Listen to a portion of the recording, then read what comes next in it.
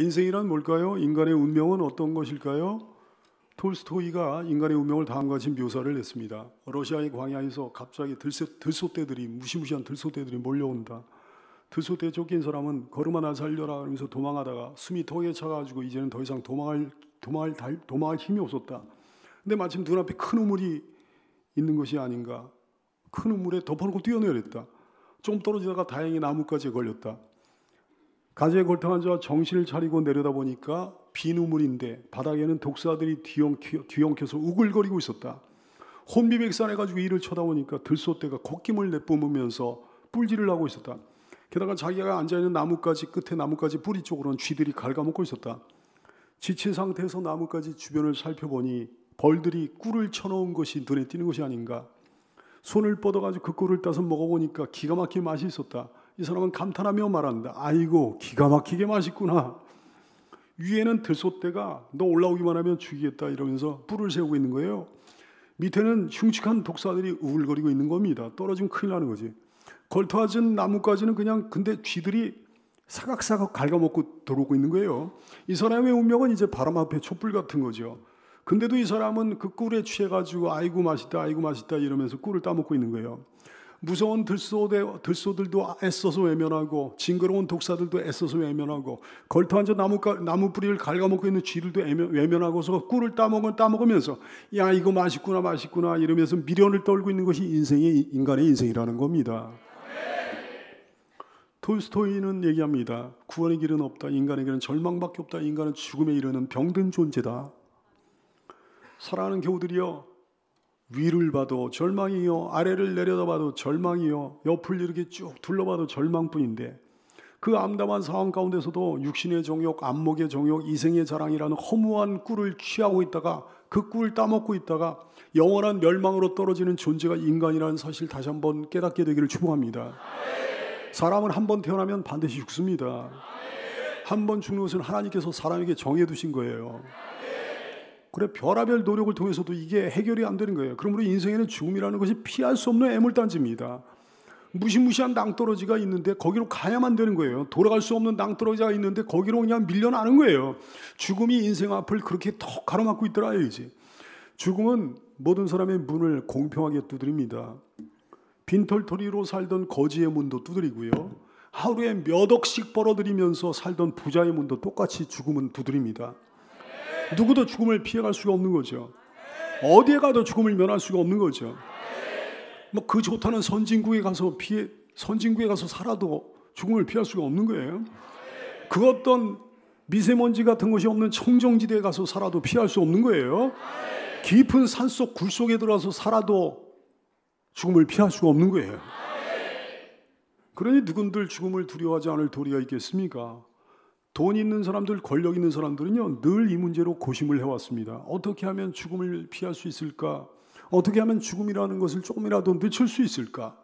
그 옛날 이집트의 권력자들은 시신을 썩지 않도록 하기 위해 가지고 뭐 미이라 같은 걸로 만들어서 거대한 피라미드 속에 안장하고 그랬어요. 그 전에 어떤 부자는요 자기 몸에 흐르는 피를 수시로 젊은 사람의 피를 수혈받아 가지고 갈아놓고 그랬습니다. 하지만 그 사람은 물론 죽었어요. 하나님은 이 부분에 대해서 전혀 양보가 없으십니다. 히브리서 9장 27절 말씀, 한 번 죽는 것은 사람에게 정해진 것이요. 그렇다면 죽음 그걸로 끝입니까? 정말 끝입니까? 그렇다고 생각하는 사람들이 많이 있죠. 사실 대부분의 사람들이 그렇게 생각하고 있지 않습니까? 과거부터 현재까지 그런 사람들의 비율이 어찌나 높은지. 막연한 내세를 믿는 종교인들도 있더라고요. 죽은 사람의 영혼이 어디론가 가게 된다 이렇게 믿고 있는 거지. 몸은 죽어도 영혼은 죽지 않는다 뭐 막연하게 이렇게 믿고 있는 거죠. 아니 환생을 믿는 사람들도 있더라고요. 요성한 사람들입니다. 사람이 죽은 다음에 다른 존재로 다시 태어나게 된다고 믿는 거예요. 사랑하는 여러분, 만약에 그 사람들의 생각이 맞다면, 만일 우리가 믿는 부활이 없다면, 정말 만에 하나라도 성경에서 말씀하는 부활이 없다면 어떻게 됐을까요? 어떻게 되는 걸까요? 무엇보다 먼저 오늘 본문을 통해 말씀하시는 거예요. 예수님도 부활하지 않으셨겠죠? 그랬다면 예수님의 삶은 억울하고 원통한 십자가 죽음으로 끝나고 말았겠죠. 예수님의 삶은 별 의미도 없는 실패의 삶으로 종결 지어지고 말았을 겁니다. 만일 예수님께서 부활하지 않으셨다면 예수님은 존경의 대상이 될 수는 있는지 모르지만 경배의 대상, 신앙의 대상이 되지는 못했을 거예요. 만약에 부활이 없다면 기독교는 역사상 가장 허무한 종교가 되어버리고 말았을 겁니다. 예수님의 죽음으로 성경이 끝나버린 거야. 성경의 기록이 끝나버린 거야. 그렇다면 기독교는 허무한 종교가 되고 말았을 거예요. 아니, 지금까지 기독교라는 종교 자체가 존재하지 못하고 있을 겁니다. 여기 교회가 없을 겁니다. 만약에 부활이 없다면 그간 복음을 전했던 수많은 사람들이 다 거짓말쟁이가 돼버리고 말았겠죠. 오늘 본문을 통해 가지고 그 말씀하시는 거예요. 예수님은 거짓말쟁이의 괴수가 됐을 거고요. 사도 바울은 그 신복이 됐을 거고요. 여기는 목사도 천하의 거짓말쟁이를 면할 수가 없는 거지. 만약에 부활이 없다면 기독교인의 인생은 아무 가치도 아무 의미도 없는 거예요. 주님을 위해 수고한 사람들의 인생은 헛된 인생이 되고 말았을 거예요. 주님으로 인해 순교한 순교자들은 세상에 둘도 없는 바보 천체들이지, 불쌍한 자들이죠. 만약에 부활이 없다면 그리스도인의 믿음은 헛되고 헛된 믿음에 불과했을 겁니다. 결국 모든 기독교인들은요, 세상에서 가장 불쌍한 인생들이 되고 말았을 거예요. 그 불쌍한 정도에도 물론 차이가 있었겠지. 대충 믿었던 사람은 그래도 좀 나을 거예요. 덜 불쌍했을 거고요. 제대로 믿었던 사람, 뜨겁게 믿었던 사람은 아주 많이 불쌍했겠지. 부활이 없다면 부활 소망 하나로 이 세상에서의 온갖 시련을 부활 소망으로, 영생 소망으로 인도하며 인내하면서 사는 신실한 신자는 정말 둘도 없이 불쌍한 인생이에요. 온 삶을 주님께 바친 사람들도 많이 있는데 정말 불쌍한 사람이에요. 재능과 재물과 건강 이런 것들을 주를 위해 투자한 인생, 불쌍한 사람이죠. 주를 위해 살다가 최후의 순간에 목숨까지도 잃어버린 순교자, 진짜 불쌍한 인생이지. 나 같은 목회자 정말 불쌍한 사람입니다. 고린도전서 15장 19절 말씀 그러셨어요. 만일 그리스도 안에서 우리가 바라는 것이, 우리가 소망하는 것이 다만 이 세상에 산뿐이 없다면, 7, 80년, 8, 90년 사는 이 세상에 산뿐이 없다면 모든 사람 가운데 우리가 더욱 불쌍한 자이리라. 하지만 주의 성도들이 부활이 있다면, 믿는 자들과 믿지 않는 자들의 부활이 있다면, 크리스찬들과 넌 크리스찬의 부활이 있다면, 믿는 자들은, 진짜 믿는 자들, 참으로 믿는 자들은 말씀처럼 부활해가지고 천국에 들어가고, 믿지 않는 자들은 말씀처럼 부활해가지고 영원한 지옥에 들어간다면, 우리 주 예수 그리스도께서 부활하신 것이 확실하다면, 그렇다면 그분을 진실하게 믿는 사람도 그렇게 부활할 것이 확실한 거 아니겠습니까? 예수께서 부활하신 것이 확실하다면, 우리도 그렇게 부활할 것이 확실하다면, 우리 같은 인생은 정말 놀라운 복을 받은 거죠. 주님을 위해 사는 인생, 그리스도인의 인생은 말로 표현할 수 없는 엄청나고 위대하고 놀라운 복을 받은 거죠. 문제는 이겁니다. 정말 주님이 부활하셨을까요? 무엇보다 먼저 예수님의 빈 무덤이 부활을 증거합니다. 예수님의 무덤은요, 거대한 돌로 입구를 막아놓고 임봉해 놨습니다. 혹시나 제자들이 몰래 찾아와가지고 시신을 훔쳐가가지고 죽었던 예수가 부활 승천했다고 거짓 선전을 하게 될까봐 로마 군인들이 철저히 지키고 있었습니다. 눈을 부라리고 지키고 있었습니다. 근데도 그 안에 있던 시신이 깜짝같이 사라져서 무덤은 텅 비어 있는 거예요. 할렐루야. 둘째로 부활하신 예수님께서 직접 부활을 증거하셨습니다. 예수님은 부활하신 다음에 바로 승천하신 것이 아니었습니다. 40일 동안 일부러 많은 사람들에게 나타나셨거든요. 여인들에게 나타나셨고요. 엠마오 마을로 가던 두 제자에게 나타나셨거든요. 예수께서 십자가에 매달려 죽으신 후에 해받을 것이, 자기들도 해받을 것이 두려워가지고 문을 꼭꼭 잠그고 숨어있던 11 제자에게도 예수님, 부활하신 예수님은 나타나셨습니다. 아니, 문을 열어드린 적도 없는데요, 방 한가운데 부활하신 예수님이 호령이 나타나신 거예요. 나타나셔서 다정한 어조로 말씀하십니다. 너에게 평강이 있을지어다. 제자들은 도무지 믿을 수가 없었던 거예요. 정말 주님일까? 주님의 모습은 맞는데 이게 귀신이 아닐까?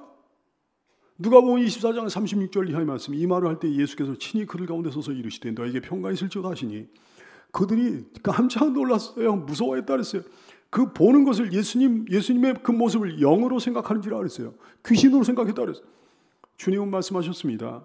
누가복음 24장 39절, 내 손과 발을 보고 나인 줄 알라. 또 나를 만져봐라. 영은 살과 뼈가 없지 않느냐. 귀신이 무슨 살과 뼈가 있겠느냐. 너희 보는 바와 같이 나는 있느니라 그러셨어요. 뿐만이 아닙니다. 500여 명이 한날 한시에 부활하신 예수님을 목격을 했고 그 말씀 들었습니다.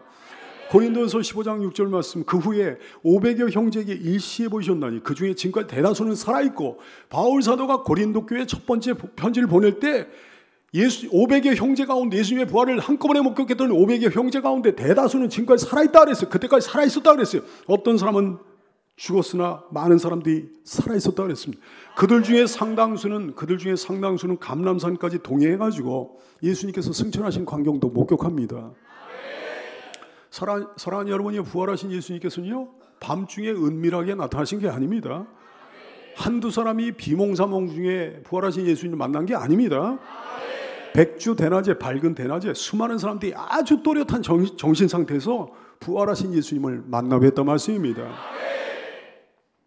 셋째로, 부활하신 예수님을 만난 사람들이 부활을 증거합니다. 제자들조차 부활을 못 믿었다니까요. 처음에는요. 특별한 제자들, 베드로와 야고보와 요한 같은 특별한 제자들도 예수님의 부활을 못 믿었다니까요. 부활에 관한 예언을 이미 많이 말씀하셨음에도 불구하고 믿지를 못했습니다. 한 번도 경험해보지도 못했고 듣도 보도 못한 사실이거든. 그래서 그들은 예수님이 돌아가신 다음에 두려워 떨었습니다. 그랬던 그들이 뒤집어집니다. 놀랍게 변화됩니다. 죽음도 두려워하지 않는 사람으로 변화됩니다. 왜? 부활하신 예수님을 만났거든요. 부활하신 예수님을 만나고 나서 이 사람들이 제대로 된 신자로 변화됐습니다. 주님에 관한 모든 것을 다 믿게 됐습니다. 전하게 됐습니다. 주님이 하신 말씀들을 다 믿게 됐습니다. 전하게 됐습니다. 그들은 이제 죽음을 두려워하지 않는 사람들 변화됐어요. 왜 죽음을 왜 두려워해? 부활할 건데. 믿음을 지키면 순교까지 하게 됐다 얘기죠. 예수님의 제자들 대부분 순교하셨습니다. 예수님의 동생 야고보와 유다요. 예수님의 동생들 가운데 야고보와 유다라는 동생들이 있는데 예수님을 주님으로 믿질 못하고 있었습니다. 믿기는커녕 자기 형이 미친 줄 알았습니다. 마가복음 3장 21절 말씀, 예수의 친족들이 듣고 그 예수를 붙들러 나오니 이는 그가 미쳤다밀로라 그랬어요. 하지만 부활하신 예수님을 만나고 나서 야고보와 유다는 꼬꾸라졌습니다. 주님 앞에 무릎을 꿇었습니다. 그들에게 예수님은 더 이상 형이 아니었습니다. 그들에게 예수님은 이제 나의 주님, 나의 하나님이었습니다. 야고보 1장 1절 말씀, 야고보서는요, 예수님의 제자 야고보가 쓴 서신서가 아니거든요. 예수님의 동생 야고보가 쓰신 서신서거든요. 야고보서 1장 1절 말씀, 하나님과 주 예수 그리스도의 종 야고보라고 그랬어요. 감히 하나님의 예수님의 형제 야고보라고 얘기 안 하고 하나님과 주 예수 그리스도의 종 야고보.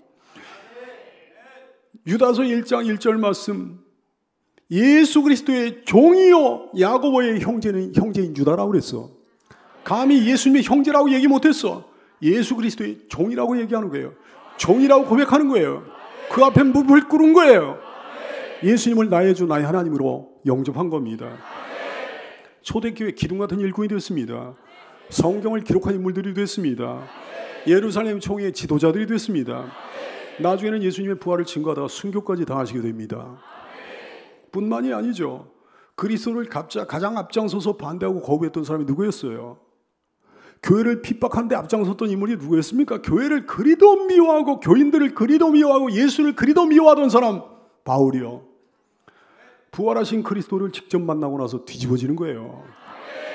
다메섹 도상에서 부활의 예수님을 만난 이 사람은 길바닥에 꼬꾸러져 회개하고는 부활의 증인이 됐습니다. 그때부터 부활의 증인이 되는 거예요. 원래 제자였던 사람이 아니었습니다. 예수님의 추종자였던 인물이 아니었습니다. 예수님의 부활을 갈망했던 사람이 아니었습니다. 예수님의 대적자였습니다. 교회의 반대자였습니다. 예수님 미워했던 사람이었습니다. 교회를 싫어하던 사람이었습니다.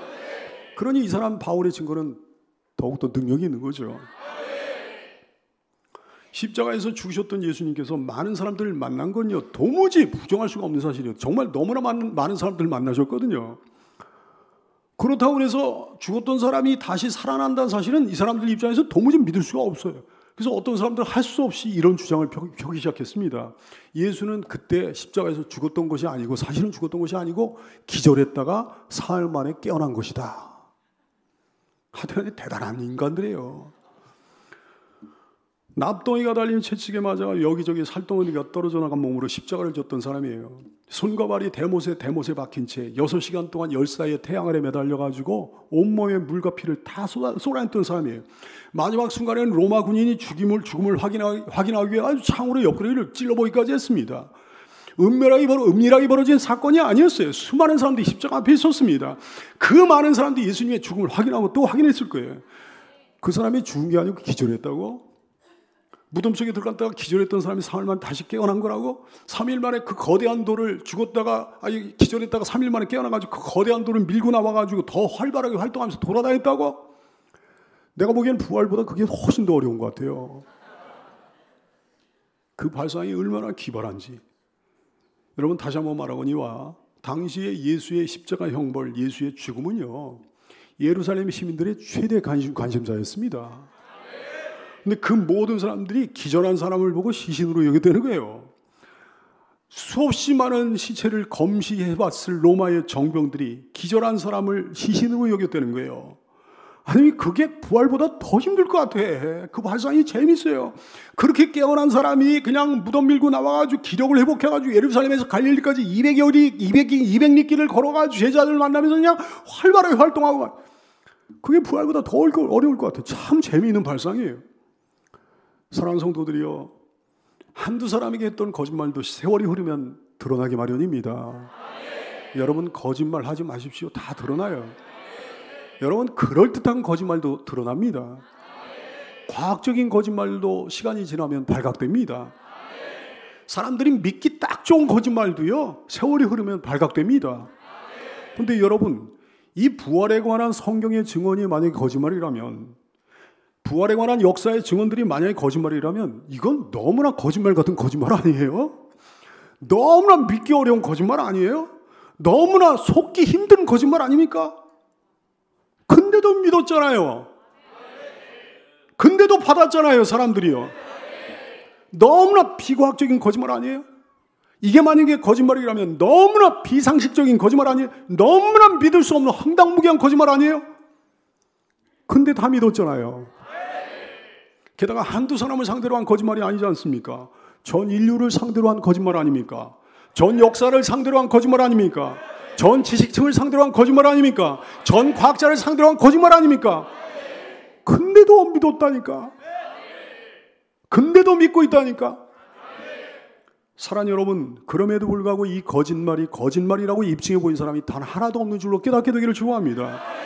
못 믿겠다는 사람은 무지하게 많아. 안 믿겠다는 사람은 무지하게 많은데 이것을 거짓이었다고 입증한 사람이 세상에 하나도 없었다 얘기죠. 부활에 관한 증언은요, 2000여 년 동안 한치의 양보도 없이 지금까지 전해져 왔습니다. 만약에 거짓말이었다면 퇴색했겠죠. 변질됐겠죠. 각색이 됐겠죠. 거짓은 거짓을 낳는 법이니까. 근데 한치의 양보도 없이 그대로 이어져 내려왔어. 그럼에도 불구하고 수많은 사람들이 이 거짓말 같은 사실 한치의 의심도 없이 믿었습니다. 지금도 믿고 있습니다. 수많은 사람들이 이 거짓말 같은 사실을 믿고는 목숨까지 아낌없이 내놨습니다. 순교까지 당하는 거예요. 사랑하는 여러분이요, 부활보다 더 확실한 사실은 존재하지 않는다는 사실을 믿게 되기를 축복합니다. 부활이 사실이라면 예수님의 부활은 우리에게 어떤 의미가 있는 걸까요? 무엇보다 먼저 주님의 부활은요, 지금도 그분이 우리와 함께 계시다는 사실을 의미합니다. 언제나 함께 계시다는 사실을 의미합니다. 보증이에요. 언제나 내가 너와 함께 하리라. 주님은 살아계십니다. 살아계셔서 지금 여기 계십니다. 지금 우리 곁에 계십니다. 항상 나와 함께 계십니다. 그분은 오늘도 우리를 위해 간구하십니다. 오늘도 당신의 어린 양들 돌봐주고 계십니다. 오늘도 구원사역을 계속하고 계십니다. 우리 주님이 부활하여 살아계시다는 것은 말할 수 없이 큰 용기를 우리에게 주는 거죠. 형언할 수 없이 엄청난 위로를 주는 거죠. 살아계신 주님, 우리가 지키는 주일의 의미가 뭡니까? 우리가 이렇게 모였는데 우리 모임의 주제가 누굽니까? 부활의 주님이십니다. 살아계신 주님이십니다. 우리는 주일마다 죽으신 예수님을 추모하기 위해 모이는 게 아닙니다. 예수님의 영정 앞에 참배하기 위해, 분향하기 위해, 추도하기 위해 모이는 게 아니라 얘기예요. 만약에 그렇다면 우리의 찬송가가 장송가 같이 돼야지. 우리 예배는 엄숙하기만 하고 경건하기만 하고 무겁고 슬픈 예배를 드려야 되지. 근데 그렇지는 않다 얘기예요. 우리는 살아계신 주님을 예배하기 나오는 거예요. 부활하셔가지고 오늘도 살아계신 예수님, 나와 함께 계신 예수님, 나를 돌보아주고 계시는 예수님 앞에 우리가 나오는 거예요. 오늘도 주님, 당신의 백성들이 당신의 이름으로 모인 곳에 오셔가지고 함께 하시고 기뻐하시고 들어주시고 챙겨주시고 복을 주시는 살아계신 예수님 앞에 나오는 겁니다. 두세 사람이 내 이름으로 모인 곳에는 나도 그들 중에 있느니라. 그러니 주님 앞에 나올 때 우리가 기쁨과 행복이 넘쳐야 되지 않겠습니까? 예배를 드릴 때 감격과 감동이 넘쳐야 마땅한 거 아니겠습니까? 예수님은 지금 여기 계십니다. 여기 우리의 예배를 받고 계십니다. 이 자리에 와 계십니다. 근데 어떻게 감히 썩은 예배를 드리고 앉았냐 얘기죠. 우리가 기독교의 가장 큰 명절 부활절을 기념하면서 기쁨으로 예배드리는 이 모습을 지켜보시면서 너무 사랑스럽구나, 너무 이쁘구나, 너무 좋구나. 우리 주님 다정하게 웃고 계십니다. 우리의 기도와 찬양을 기쁨으로 듣고 계십니다. 이 못난 종의 설교를 경청하시면서 기뻐해 주시고 응원해 주시고 격려해 주고 계십니다. 다른 종교에서도 우리가 부르는 찬양 이런 거 모방해서 만들어 부르기도 하고 그래요. 근데 거기에는 기쁨이 없는 거지. 살아있는 예배가 아니지. 생동감 넘치는 감격이 전혀 없는 거지. 우리 예배는 다릅니다. 우리 찬송은 다릅니다. 지금 나를 위해 모진 고통 속에 죽으셨던 능력과 권세로 다시 사신 우리 예수님이 여기 계시다 얘기예요. 살아계신 우리 주님 앞에 우리는 영과 진리로 감사와 감격과 기쁨으로 예배를 드릴 수밖에 없는 거죠. 그러기에 주일은 기쁜 날이에요. 오늘 부활절은 특별히 기쁜 날이에요. 참으로 부활을 믿는 성도는 항상 기뻐할 수 있겠습니다. 특별히 여기서 기뻐하는 것이 당연합니다. 참으로 부활을 믿는 성도는 무슨 일을 하든지 자신감이 넘칠 수 있는 겁니다. 특별히 여기서 자신감이 넘쳐야 되는 거예요. 부활을 진짜로 믿는 성도는 어디로 가든지 감사와 믿음으로 전진할 수 있는 거예요. 낙심하지 않습니다. 특별히 여기서 감사와 기쁨으로 일어나는 거지. 참 기쁨과 행복과 평안이 넘치는 여러분의 예배, 여러분의 삶이 되시기를 축복합니다. 예수님의 부활은요, 우리의 모델이며 샘플입니다. 고린도전서 15장 20절 말씀 그러셨거든요. 그러나 이제 그리스도께서 죽은 자 가운데서 다시 살아나사 잠자는 자들의 죽은 자들의 첫 열매가 되셨도다. 하나도 꾸밈이 없는 모델이 예수님의 부활이에요. 조금도 과장이 없고 포장이 없는 모델이 예수님의 부활이에요. 우리는 예수님의 부활, 그 모습 그대로 이 다음에 부활합니다. 옛날 이스라엘에서는요, 농사를 지어가지고 첫 단을 베잖아요. 그럼 첫 단을 하나님께 올려드렸는데 그 첫 단이 곧 예수님의 부활이라 말씀입니다. 첫 단과 다음의 단들은 다른 단들이 아니지. 똑같은 곡식 가운데 처음 익은 열매를 갖다가 잘라가지고 베가지고 하나님께 드리는 거지. 그게 첫 단이죠. 예수님이 첫 단으로 첫 열매로 부활하셨습니다. 이제 그날이 되면 예수님께 붙어있는 진실한 신자도 예수님과 함께 부활합니다. 예수님처럼 부활합니다. 예수님의 부활은 첫 단이었고 우리 성도들의 부활은 뒤따른 추수가 아니겠어요? 추수를 할 때 첫 단만 걷어들이고 나머지 곡식은 팽개치는 농부가 세상에 어딨냐 이거지. 우리 하나님께서는 장차 우리 온 성도들을 다 부활시켜서 예수님과 함께 영원한 천국에서 살게 하실 겁니다. 할렐루야. 예수님의 부활은 영육의 부활이었습니다. 영혼만의 부활이 아닙니다. 육신의 부활입니다. 하지만 이 몸과는 차원이 완전히 다른 몸으로의 부활이죠. 너무 신비스럽고 너무 아름답고 너무 멋진 능력 있는 몸으로의 부활이에요. 고린도전서 15장 39절 이하의 말씀, 육체는 다 같은 육체가 아니니 하나는 사람의 육체, 하나는 짐승의 육체, 하나는 새 육체, 하나는 물고기의 육체라. 하늘에 속한 형체도 있고 땅에 속한 형체도 있으니 하늘에 속한 것의 영광이 따로 있고 땅에 속한 것의 영광이 따로 있으니 해의 영광이 다르고 달의 영광이 다르고 별의 영광도 다른데 별과 별의 영광이 다르도다 그랬어요. 죽은 자의 부활도 그와 같으니 썩을 몸으로 심고 썩지 아니할 것으로 다시 살아나며 욕된 몸으로 심고 영광스러운 몸으로 다시 살아나며 약한 몸으로 심고 강한 몸으로 다시 살아나며 육의 몸으로 심고 신령한 몸으로 다시 살아나나니 육의 몸이 있은즉 또 영의 몸도 있느니라. 영혼만 부활한다고? 이거 완전히 이단 사상입니다. 헬라의 중심 사상이 그거였거든요. 영혼 불멸 사상이요. 사람의 영혼은 선하다고 여겼어, 착한 것이라고 여겼어. 반면에 물질적인 것, 육체적인 것은 악하고 더럽고 그런 거라고 여겼어요. 육체는 영혼을 가둬놓은 감옥이라고 생각했습니다. 구원이라는 게 뭔가 그 사람들이 생각하는 구원은 그게 이 더럽고 추한 육체에서 영혼이 해방되는 게 구원이다, 이렇게 여겼습니다. 아주 악한 하나님의 대적자들이에요. 주님의 말씀은 그런 사상들을 전면으로 부정합니다.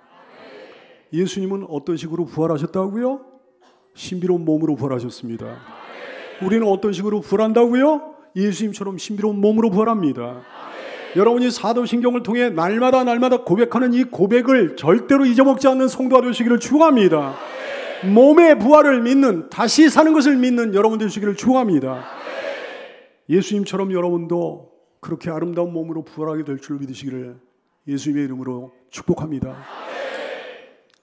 그걸 믿는다면, 그걸 안다면 부활신앙을 가진 사람들은 어떤 모양으로 살아야 되는 거겠습니까?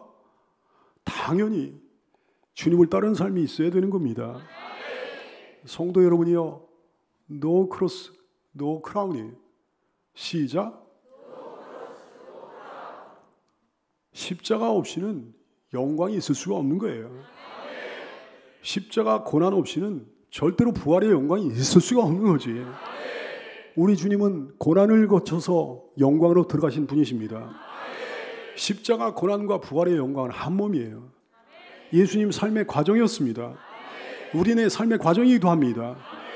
십자가 고난과 부활의 영광이 기독교 복음의 핵심입니다.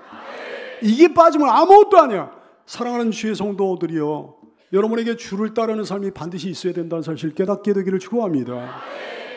로마서 8장 17절 말씀 그러셨어요. 자녀이면, 하나님의 자녀라면 또한 상속자, 곧 하나님의 상속자요, 그리스도와 함께한 천국의 상속자니, 영생의 상속자니, 우리가 그와 함께 그리스도와 함께 영광을 받기 위하여 고난도 함께 받아야 할 것이니라. 자기를 부인하고 자기 십자가를 지고 순종하는 성도의 삶이 있어야 됩니다. 거룩으로 향해 가는 발걸음이 있어야 됩니다. 여러분의 삶은 세상 사람들의 삶과 똑같아서는 안 됩니다. 말도 안 되는 거지. 성도라는 증거가 전혀 없잖아요. 진실한 성도의 삶이 있어야 되고요, 헌신과 충성의 삶이 여러분에게 있어야 됩니다.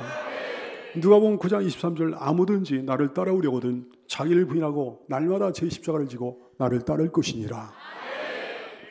열심히 살아야 됩니다. 사랑하는 성도 여러분, 부활은 정말 좋은 것이에요. 내세의 영광, 천국의 행복은요, 이 세상의 즐거움과 비할 바가 아닙니다. 우리가 여기서 행복하고 좋으면 야, 천국 같다 그러지만, 천국의 아무리 작은 즐거움도 여기 이 땅에서야 무지무지하게 큰 즐거움과도 비할 바가 아니에요. 어마어마한 즐거움과 행복이 여러분을 위해 기다리고 있을 겁니다. 하지만 그렇다고 해서 죽음을 재촉하는 사람이 되서는 안 된다 이게. 현세의 삶에 부정적이어서는 안 된다 이게. 염세적이어서는 안 된다 이게. 천국만 그리워하면서 이 땅의 삶은 아무것도 아닌 것으로 여겨서는 안 된다 이거지. 참된 부활신앙은요, 한편으로는 부활의 소망으로 타오르면서 한편으로는 주께서 허락하신 이 삶을 열심히 사는 겁니다. 이것이 주의 뜻이라는 사실을 깨닫게 되기를 축원합니다. 우리는 이제 부활의 증인이 되어야 됩니다. 사도행전 3장 15절, 생명의 주를 죽였도다. 그러나 하나님이 죽은 자 가운데서 그를 살리셨으니 우리가 이 일에 증인이라. 아마 신나는 일 아니에요? 부활의 증인이 되는 거 가장 기쁘고 신나고 즐거운 일이지. 나쁜 소식을 전한다면 마음이 안 좋지 않겠습니까? 솔직히 하기 싫지 않겠습니까? 나쁜 소식을 전하는 거 정말 사람 할 일이 아니죠. 하지만 사랑스러운 주의 성도들이여, 이런 좋은 소식, 이런 굿뉴스가 어디 있겠습니까? 예수님이 그 무시무시한 죽음 권세, 지옥 권세를 깨뜨리시고 부활하셨다는 이 놀라운 소식, 그분을 진짜로 믿는 사람은 예수님처럼 죽음 권세, 지옥 권세를 깨뜨리고 부활할 거라는 이 위대한 소식, 이 소식을 전하는 일이 얼마나 신나는 일이냐 얘기해요. 얼마나 기분 좋은 일이냐 얘기해요. 얼마나 떨리는 일이냐 얘기해요. 사랑하는 여러분, 여기 있는 목사는 결코 불쌍한 사람이 아닙니다. 여러분 또한 그러합니다. 우리는 최고의 권세자요, 영원한 부자요, 최고의 성공자요, 영원한 행복자입니다. 우리를 괴롭히고 가로막고 망하게 할 수 있는 것은 그 어떤 것도 있을 수가 없는 것이죠. 그 무엇이 우리를 넘어뜨릴 수 있겠습니까? 죽음조차도 아무것도 아닌데. 그 무엇이 우리를 망하게 할 수 있겠습니까? 죽음조차도 아무것도 아닌데. 그 무엇이 우리를 헤어나올 수 없는 절망 속에 빠뜨릴 수 있겠습니까? 죽음조차도 아무것도 아니라면. 죽음조차도 아무것도 아니라면. 이 기쁘고 거룩하고 행복한 부활절을 맞아 그 있는 자리에서 용솟음 치듯 힘을 내며 힘차게 일어나는 성도가 다 될 수 있기를 예수님의 이름으로 축원합니다.